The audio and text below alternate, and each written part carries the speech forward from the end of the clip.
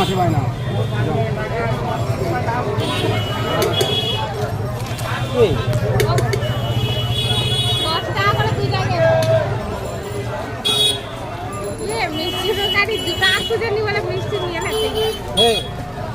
কাঁচা লঙ্কা দেবো তোমাদের? হ্যাঁ তো গাইস বাজার থেকে ময়লা বানিয়েছি আর বড় ওটা কেমন হচ্ছে তোমাদের জানাবো, ভিডিওটা দেখতে থাকবো। একদম ভালো হয় না হয় না, তো একবার খেয়ে দেখবো সত্যি ভালো হবে। ভিডিওটা ভালো হবে লাইক কমেন্ট শেয়ার করে দেবে।